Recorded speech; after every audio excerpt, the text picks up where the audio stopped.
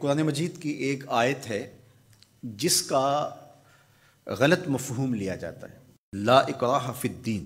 تو اس کا جو مفہوم لیا جاتا ہے عمومی طور پہ وہ یہ ہے کہ دین میں کوئی جبر نہیں ہے، اور جبر سے مراد مذہب بیزار طبقہ یہ لیتا ہے کہ کسی قسم کا کوئی قانون اور کوئی ضابطہ جو مذہب عائد کرتا ہے وہ نہیں ہے۔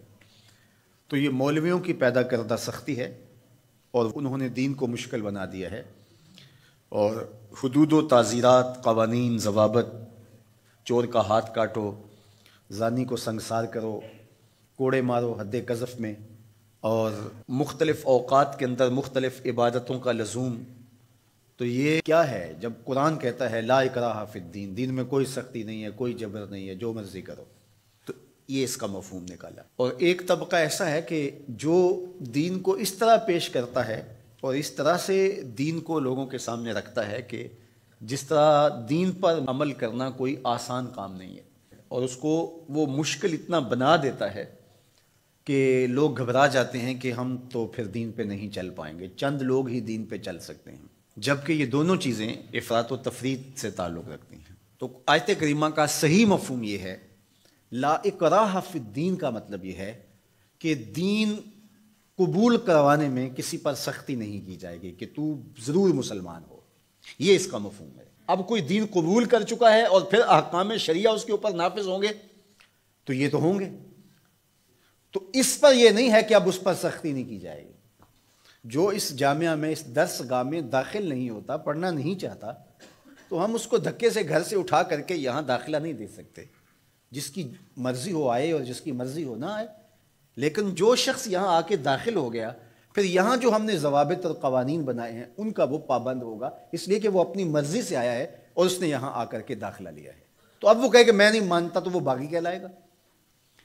تو اسلام کے اندر کسی کو سختی سے داخل نہیں کیا جائے گا، ترغیب دی جائے گی۔ اور قرآن مجید کی اس آیت کریمہ کو اگر پورا پڑھیں تو سارا مفہوم واضح ہے، لا اکراہ فی الدین، دین لانے کے حوالے سے کوئی زبردستی نہیں ہے۔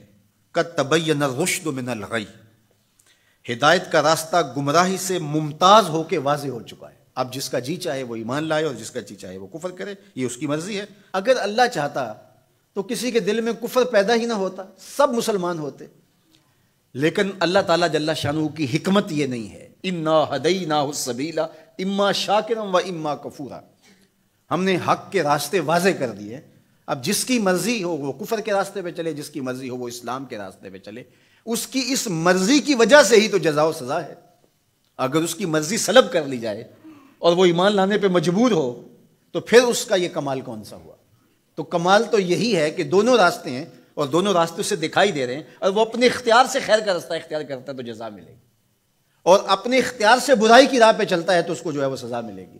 لیکن اگر اس کا اختیار ہی نہیں ہے برائی کے راستے پہ چلنے کا تو پھر اس کو سزا کیوں دی جائے؟ تو یہ بات ذہن میں رکھیے گا، یہ اختیار پر جزا اور سزا ہے۔ تو آیت کریمہ کا مفہوم یہ بتاتا ہے کہ جو چاہے وہ حق پہ آئے، اس پہ مجبور نہیں کیا جائے گا۔